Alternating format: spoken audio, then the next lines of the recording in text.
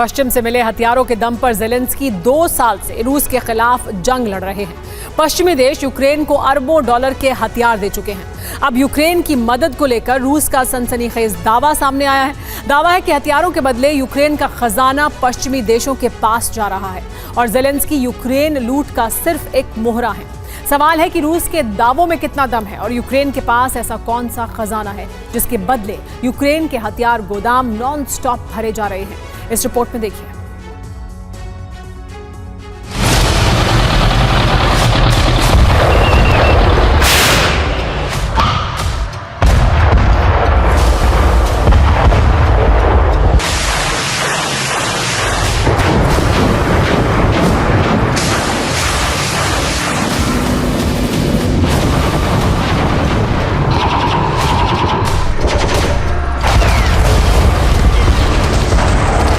रूस यूक्रेन जंग को 853 दिन बीत चुके हैं। ना यूक्रेन की सेना पीछे हट रही है और ना ही यूक्रेन के हथियार गोदाम खाली हो रहे हैं। ज़ेलेंस्की हथियारों की कमी का रोना रोते हैं और अगले ही हफ्ते पश्चिमी देशों से हथियारों की नई ग्रांट मिल जाती है। यूक्रेनी गोदामों को हथियारों से भर दिया जाता है।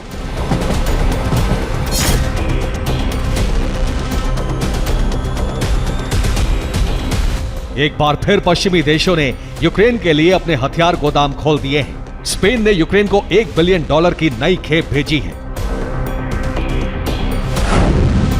जिसमें 20 लेपर्ड 2A4 टैंक, 155 mm की आर्टिलरी शेल्स, ड्रोन, सर्विलांस और ट्रैकिंग सिस्टम शामिल है।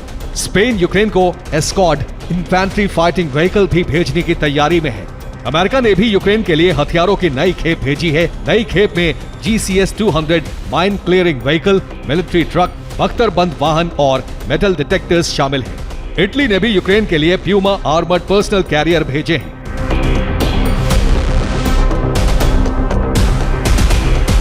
इधर लिथुआनिया ने बड़ा ऐलान किया है। वो अपनी GDP का 0.25% हिस्सा यूक्रेन को सुरक्षा और हथियार मुहैया कराने पर खर्च करेगा।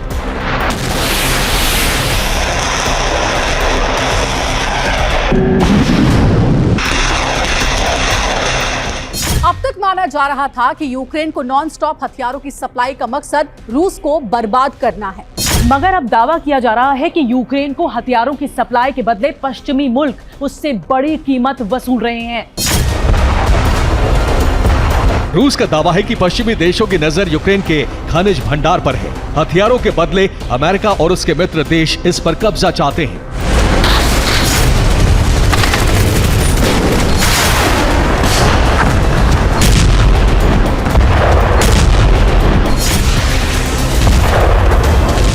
ये दावा रूसी फेडरेशन काउंसिल के सदस्य व्लादिमीर दजबरोव ने किया है। उन्होंने कहा, उपनिवेशों का भाग्य हमेशा एक जैसा ही होता है। अपनी दोस्ती के बदले यूएस यूक्रेन से भारी कीमत वसूलेगा। अमेरिका यूक्रेन के सभी प्राकृतिक संसाधन हड़प लेगा।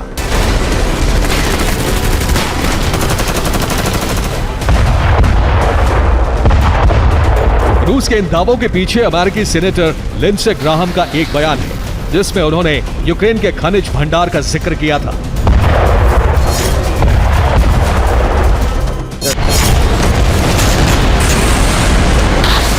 रूस की माने तो जब तक यूक्रेन में प्राकृतिक संसाधन मौजूद हैं, तब तक उससे हथियारों की ग्रांट मिलती रहेगी।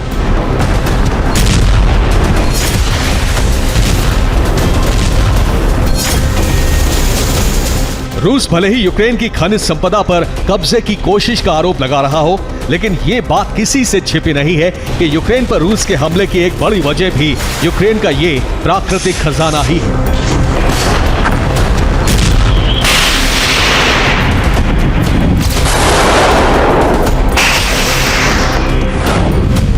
यूक्रेन के पास पृथ्वी पर मौजूद सतह का सिर्फ 0.4% हिस्सा है, जबकि दुनिया भर में मिलने वाले प्राकृतिक संसाधनों का 5% हिस्सा यूक्रेन में मिलता है।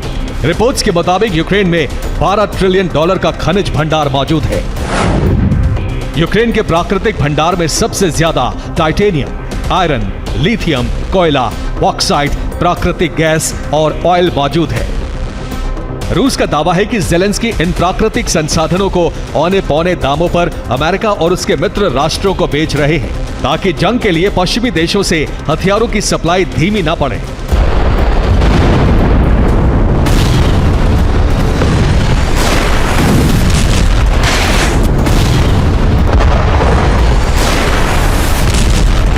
इन दावों की हकीकत ज़ेलेंस्की और पश्चिमी देशों के अलावा कोई नहीं जानता, लेकिन इसे रूस की एक बड़ी पॉलिटिकल स्ट्राइक के तौर पर देखा जा सकता है।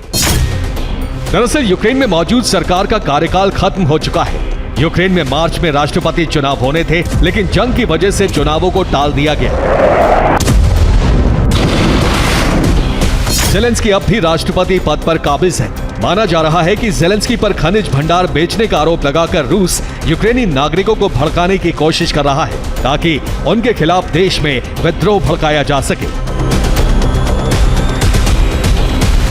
रूस की इस पॉलिटिकल स्ट्राइक का असर कितना होगा ये कोई नहीं जानता, लेकिन आज की सच्चाई यही है कि पश्चिमी देशों से यूक्रेन को नॉन स्टॉप हथियार मिल रहे हैं। ऐसे में निकट भविष्य में जंग रुकने के आसार नजर नहीं आते।